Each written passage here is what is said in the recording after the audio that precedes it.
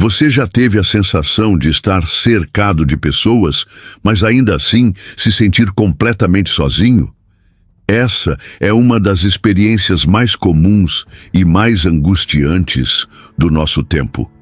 O que antes era um sentimento passageiro que aparecia em momentos específicos, como uma mudança de cidade ou um fim de semana sem planos, hoje virou uma constante na vida de milhões. No Reino Unido, 6 em cada 10 jovens entre 18 e 34 anos afirmam se sentir solitários com frequência. Nos Estados Unidos, quase metade da população relata o mesmo, e isso acontece justamente na era em que estamos mais conectados do que nunca. Temos redes sociais, mensagens instantâneas, videochamadas, mas nunca foi tão comum sentir-se desconectado. É importante entender que estar sozinho não é a mesma coisa que se sentir solitário. Você pode curtir a própria companhia e, ao mesmo tempo, se sentir miserável em meio a outras pessoas. A solidão é algo interno, pessoal. Se você sente que está só, então está. Simples assim. Existe um mito de que apenas pessoas tímidas ou com pouca habilidade social enfrentam a solidão. Mas os estudos dizem outra coisa. Ter ou não desenvoltura social quase não influencia a chance de alguém se sentir desconectado. Essa é uma condição que pode atingir qualquer um. Ricos, famosos, bonitos, extrovertidos. A solidão não escolhe. Isso porque ela está no nosso próprio corpo. É um sinal biológico, tão importante quanto a fome. Assim como o estômago avisa que você precisa comer, a solidão avisa que algo está faltando nas suas conexões sociais. E o motivo disso é ancestral. Durante milhões de anos, nossa sobrevivência dependia de vivermos em grupo. Nossos ancestrais formavam comunidades pequenas e duradouras, onde todos dependiam uns dos outros para sobreviver. Sozinho, você não tinha chance contra predadores, fome ou frio. Estar inserido num grupo era literalmente uma questão de vida ou morte. Por isso, evoluímos com mecanismos para nos manter conectados. Um deles é a dor da rejeição. Quando sentimos exclusão social, nosso cérebro ativa áreas semelhantes às da dor física. É uma resposta criada para nos alertar. Você está em risco, precisa se reconectar. Aqueles que sentiam essa dor com mais intensidade eram mais propensos a mudar seu comportamento e continuar no grupo. Já os que ignoravam o alerta eram deixados para trás e raramente sobreviviam. Mas aí começamos a mudar o mundo ao nosso redor. A estrutura social que nos protegia começou a se desmanchar lentamente. No fim do Renascimento, a cultura ocidental passou a valorizar mais o indivíduo do que o coletivo. As religiões enfatizavam a responsabilidade pessoal. E a Revolução Industrial acelerou tudo isso. As pessoas deixaram suas vilas, suas famílias, suas raízes e foram para as cidades em busca de trabalho. Essas mudanças fragmentaram comunidades que haviam durado gerações. As grandes cidades cresceram, mas os laços sociais enfraqueceram. A vida moderna nos empurrou para longe de nossos vínculos mais próximos. Mudamos de cidade por emprego, por estudos, por relacionamentos e deixamos amizades para trás. Nos dias de hoje, temos menos encontros presenciais, menos conversas profundas. Nos Estados Unidos, por exemplo, o número médio de amigos próximos caiu de 3 para 2 em menos de 30 anos. E quase ninguém percebe quando está caindo nessa armadilha. Você cresce, começa a trabalhar, se envolve com estudos, relacionamentos, filhos, entretenimento digital e, pouco a pouco, o tempo com amigos vai ficando de lado. Até que um dia você nota, está só e sente falta de conexões reais. Criar novos laços na vida adulta é difícil, e a solidão pode se instalar de forma silenciosa e se tornar um hábito. Mesmo com todas as nossas conquistas tecnológicas, nossa biologia continua a mesma de dezenas de milhares de anos atrás. Ainda somos criaturas sociais. e o corpo reage mal quando isso é ignorado. Estudos mostram que a solidão crônica é um dos fatores mais prejudiciais à saúde. Ela acelera o envelhecimento, agrava doenças como o câncer, enfraquece o sistema imunológico e está ligada ao avanço do Alzheimer. É mais perigosa do que a obesidade e tão letal quanto fumar diariamente. O mais assustador: quando ela se instala de vez, a solidão tende a se retroalimentar.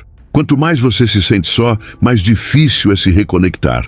E isso nos coloca num ciclo difícil de quebrar.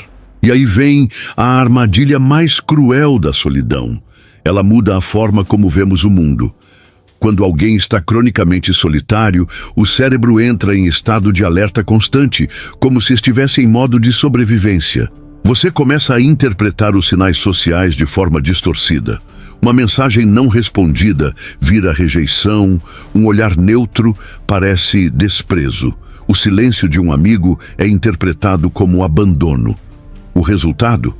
Você se retrai ainda mais, mesmo quando, no fundo, tudo o que deseja é conexão. É um ciclo perverso. Quanto mais você se sente só, mais difícil é se aproximar de alguém. E quanto mais você se isola, mais forte a solidão se torna. O corpo, o cérebro e a psique reagem como se estivessem sob ataque constante. Estudos mostram que a solidão crônica altera o funcionamento do sistema imunológico, aumenta os níveis de cortisol, o hormônio do estresse, e desregula o sono. Isso sem falar nos impactos emocionais: ansiedade, depressão e sensação de vazio profundo. E o mais assustador: você pode passar por tudo isso sem que ninguém perceba, nem mesmo você. Afinal, vivemos numa cultura que valoriza a independência extrema. A mensagem que ouvimos é clara: você não precisa de ninguém. Mostrar que está sozinho virou sinônimo de fraqueza, como se pedir conexão fosse algo vergonhoso. Mas não é. Muito pelo contrário, reconhecer que precisa dos outros é uma das maiores demonstrações de força emocional que alguém pode ter. Somos, por natureza, seres interdependentes. Mas então, existe saída? Sim, existe. E embora não seja mágica, é possível dar os primeiros passos. A primeira coisa é entender que laços profundos não se constroem de forma rápida ou espontânea. Eles exigem intenção, presença e constância. É como cultivar uma planta. Você precisa regar, cuidar, dedicar tempo, mesmo nos dias em que não parece dar resultado. Resgatar amizades antigas, mesmo com uma simples mensagem, pode ser um recomeço. Criar novos círculos através de interesses em comum, como aulas, clubes, projetos voluntários, pode abrir portas. Trocar quantidade por qualidade também faz diferença. Não se trata de ter uma lista enorme de contatos, mas de construir relações onde você pode ser quem realmente é, sem máscaras. Outra chave está em aprender a se reaproximar das pessoas com compaixão, inclusive de si mesmo. Ao invés de esperar que alguém venha te resgatar, experimente dar o primeiro passo. Isso exige coragem, claro, mas é nessa vulnerabilidade que se escondem as conexões mais poderosas. A tecnologia, que tantas vezes alimenta a solidão, também pode ser usada ao nosso favor, desde que seja com consciência. Redes sociais, por exemplo, podem ser pontes, não muros. Videochamadas, grupos online, comunidades virtuais podem ser espaços de acolhimento, se usados com intenção e autenticidade. E por fim, é fundamental entender que sentir-se solitário não é um fracasso pessoal. Não é uma falha no seu caráter. É uma resposta natural de um ser humano vivendo num mundo cada vez mais desumanizado. Mas a solidão não precisa ser uma sentença. Pode ser um sinal, um chamado para voltar às raízes do que realmente nos torna humanos: a conexão.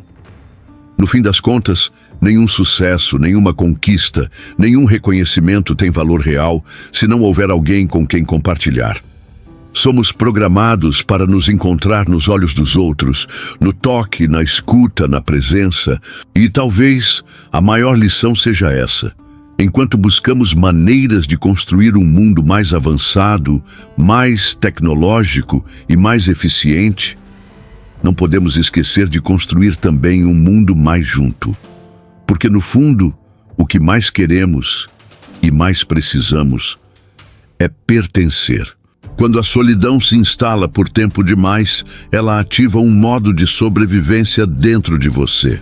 É como se o cérebro puxasse o freio de emergência, enxergando perigo em cada gesto, olhar ou palavra das outras pessoas.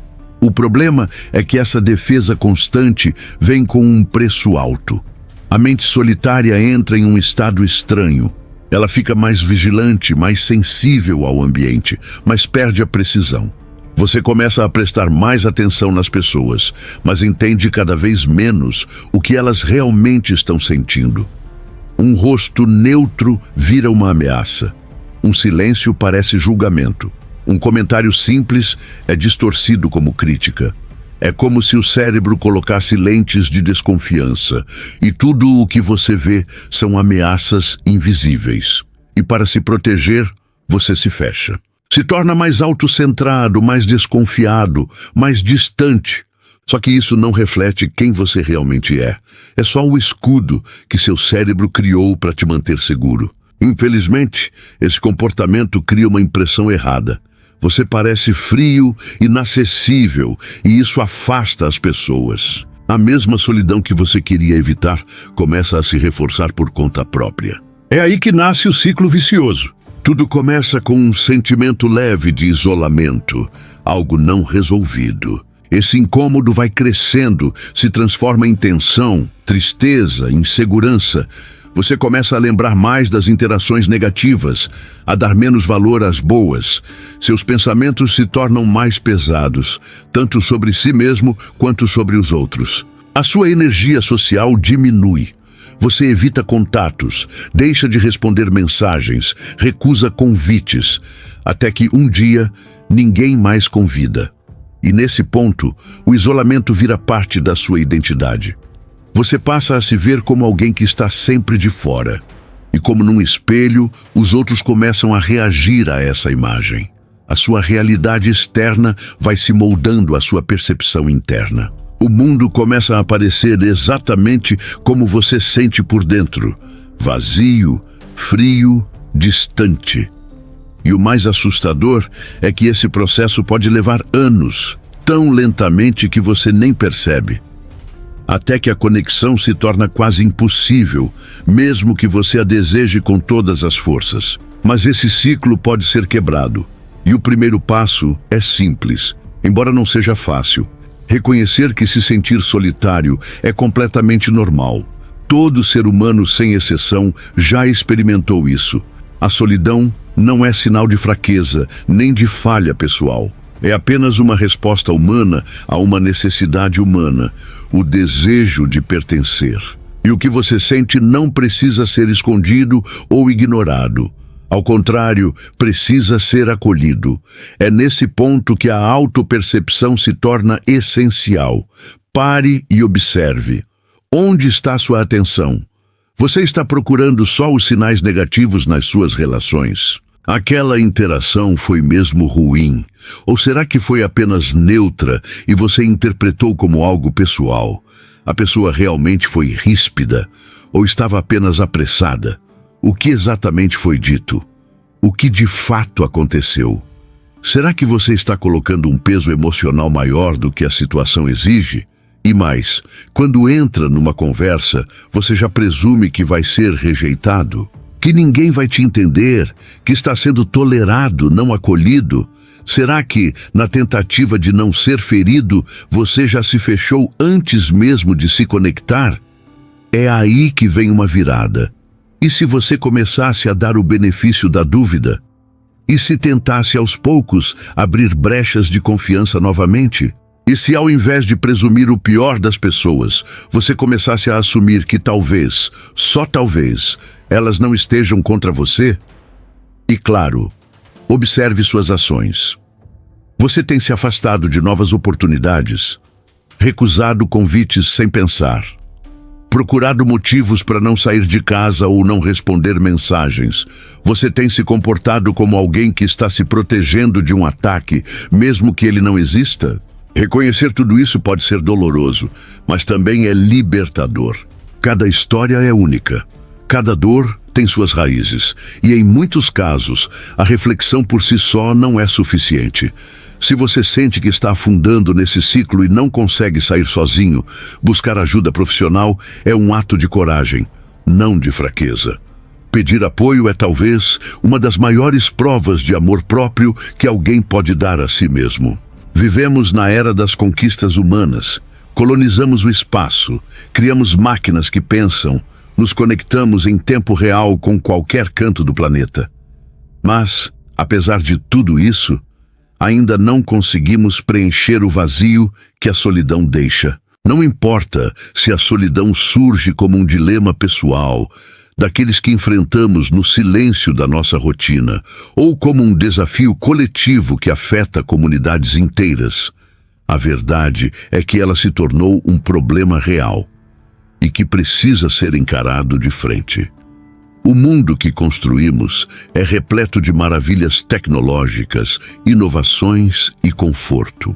Mas nenhuma dessas conquistas modernas consegue substituir o que está gravado profundamente na nossa essência: o desejo e a necessidade de se conectar com outros seres humanos. Enquanto a maioria dos animais retira do ambiente o que precisa para sobreviver, nós, humanos, dependemos uns dos outros. Nosso alimento emocional, nosso senso de propósito, nossa identidade. Tudo isso é moldado através dos laços sociais que formamos ao longo da vida. E se esse aspecto é ignorado, mesmo o mundo mais avançado se torna frio, indiferente e desolador. Então, que tal dar um pequeno passo hoje? Não precisa ser nada grandioso. Pode ser uma simples mensagem para aquele amigo que você não vê há tempos. Um telefonema para um parente distante. Um convite inesperado para um café com aquele colega de trabalho com quem você só troca cumprimentos formais. Ou até mesmo encarar aquele evento social que você tem evitado. Um clube, uma confraternização, uma aula coletiva. Talvez você se sinta desconfortável no início. Talvez o medo ou a preguiça tentem te convencer a deixar isso para depois. Mas vale lembrar, cada pessoa é única. Só você sabe qual é a melhor forma de sair do isolamento. E se hoje não for o dia perfeito, tudo bem também. O ponto não é virar uma borboleta social da noite para o dia. O que importa é começar a treinar, aos poucos, os músculos invisíveis da conexão humana, os mesmos que a solidão enfraquece com o tempo. E ao fazer isso, você não só se fortalece, como pode ajudar alguém ao seu redor a fazer o mesmo. E se esse vídeo fez sentido para você, se de alguma forma te tocou ou te fez refletir, compartilhe com quem você se importa. Comente aqui embaixo, conta a sua história. Você nunca sabe quem pode se sentir menos sozinho ao ler o que você tem a dizer. Obrigado por estar aqui. A gente se vê no próximo vídeo.